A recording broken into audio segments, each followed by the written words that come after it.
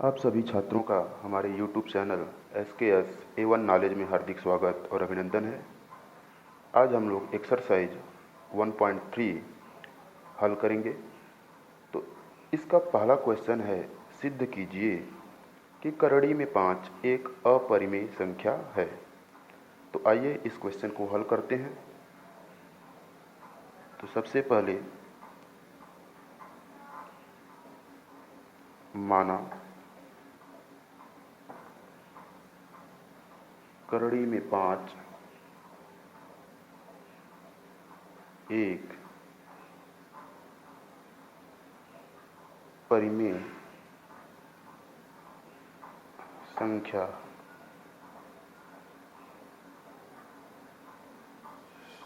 है। ठीक है। तो सबसे पहले माना करड़ी में 5 एक परिमेय संख्या है। तो इसके बाद अब हम क्या करेंगे, कोई भी संख्या जो परिमेय संख्या होती है वो, जैसे करड़ी में 5 को हमने परिमेय संख्या माना, तो जो परिमेय संख्या होती है वो P बटे Q के रूप में लिखी जाती है। ठीक है। अब जहाँ पर हमें कंडीशन देना है, जहाँ P और Q, P और Q सहअभाज्य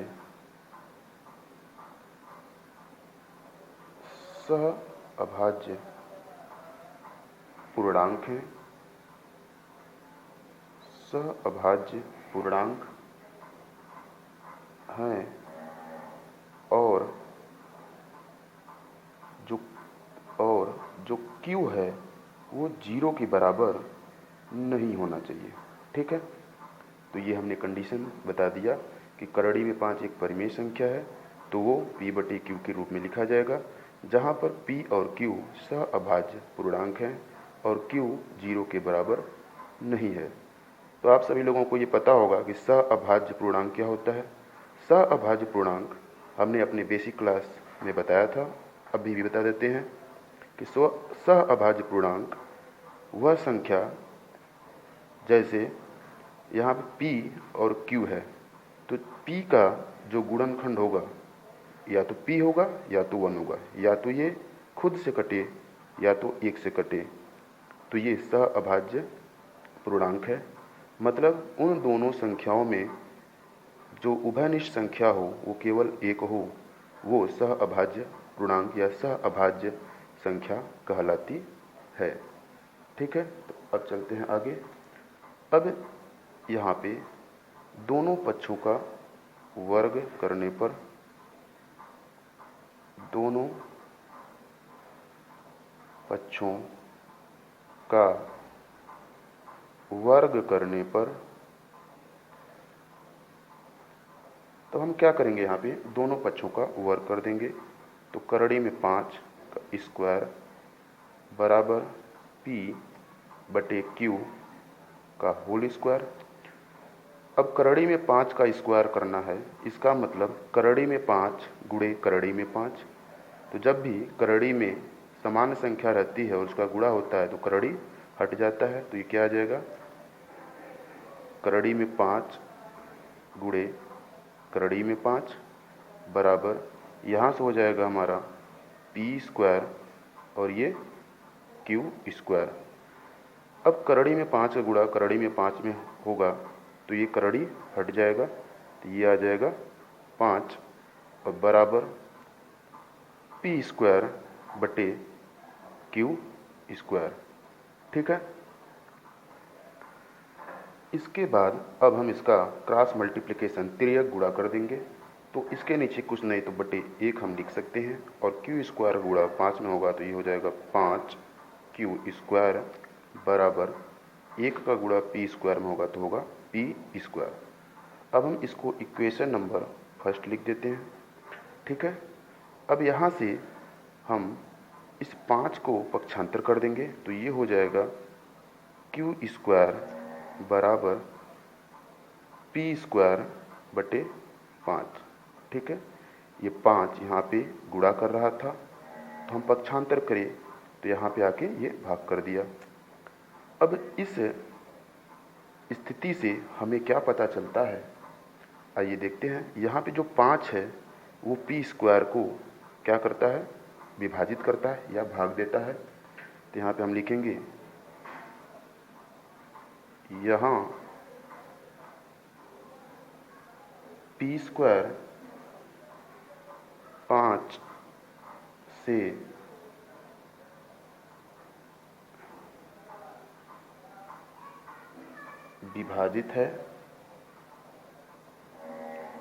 विभाजित है, इसलिए P भी 5 से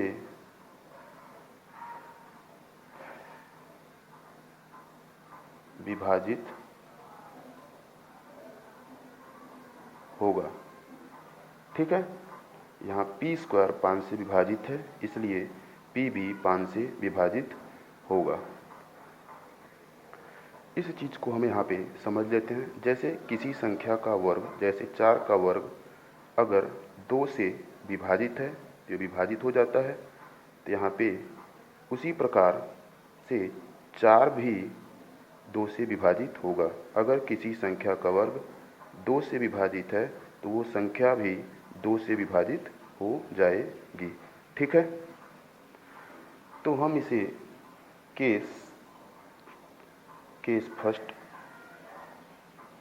मान लेते हैं। ठीक है, अब इसके बाद P भी 5 से विभाजित होगा, मतलब P वो 5 से विभाजित होगा, तो 5 B को विभाजित करेगा, तो हम मान लेते हैं ये कांस्टेंट होगा। जैसे यहाँ पे 5 P स्क्वायर से विभाजित था, P स्क्वायर 5 से विभाजित था, तो यहाँ पे Q स्क्वायर उसी तरीके से यहाँ P भी 5 से विभाजित है, तो हम मान लेते हैं इसका जो वैल्यू होगा वो कांस्टेंट K होगा। अब इसके बाद हम इसको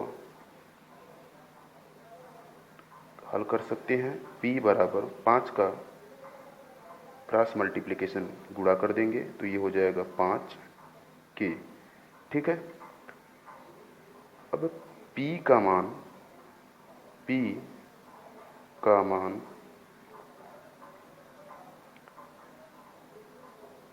समीकरण 1 में रखने पर, P का मान समीकरण 1 में रखने पर, तो समीकरण 1 हमारा है 5Q स्क्वायर बराबर P स्क्वायर। तो P की जगह पे हम 5K रख देंगे। ठीक है, तो हम यहाँ पे क्या करेंगे, 5Q स्क्वायर बराबर P की जगह पे हमको 5K स्क्वायर, यहाँ से हो जाएगा 5Q स्क्वायर बराबर 5K स्क्वायर 25 और K का स्क्वायर K स्क्वायर। अब यहाँ से ये 5 से 25 कैंसिल होगा, ये हो जाएगा 5, तो यहाँ पे आ जाएगा Q स्क्वायर बराबर 5K स्क्वायर। तो यहाँ से ये 5 यहाँ पे K स्क्वायर के साथ गुणा कर रहा है, तो इसको हम इधर भेजेंगे तो यहाँ कि ये क्या कर देगा, भाग कर देगा। तो ये 5 बराबर K स्क्वायर। तो यहाँ भी हम क्या लिख सकते हैं कि Q स्क्वायर 5 से विभाजित है, Q स्क्वायर 5 से विभाजित है, इसलिए Q भी 5 से विभाजित होगा। ठीक है, विभाजित होगा। इसको हम केस टू मान लेते हैं। अब हम क्या देखते हैं, केस 1 और केस 2 से, केस 1 और केस 2 से हम लिख सकते हैं, क्या लिखेंगे, केस 1 और केस 2 से केस 1 और केस 2 से स्पष्ट होता है स्पष्ट होता है कि P बटे Q एक परिमेय संख्या नहीं है, एक परिमेय संख्या नहीं है।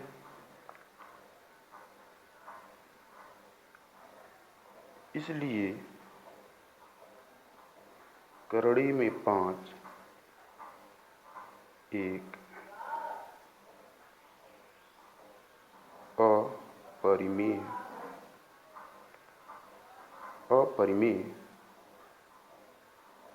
संख्या है। ठीक है, यहाँ पे जो करड़ी में 5 है वो एक अपरिमेय संख्या है। ऐसा क्यों? जो हमारा केस फर्स्ट था वहाँ पे हमको क्या मिला था? केस फर्स्ट में जो p² था वो भी 5 से विभाजित है, मतलब जो p था वो भी 5 से विभाजित, और अभी केस 2 से हमको क्या मिला? जो q है वो भी 5 से विभाजित।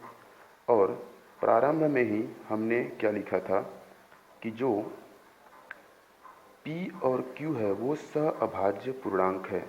सहअभाज्य पूर्णांक मतलब जो p होगा वो स्वयं p से या तो 1 से विभाज्य होगा, जो q है वो भी स्वयं q से या 1 से विभाज्य होगा।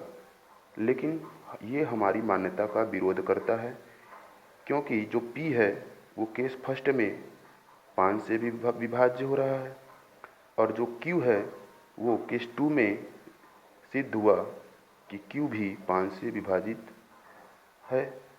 अतः यह हमारी मान्यता का विरोध करता है। इसलिए P बटे Q एक परिमेय संख्या नहीं है। अतः करड़ी में 5 एक अपरिमेय संख्या है।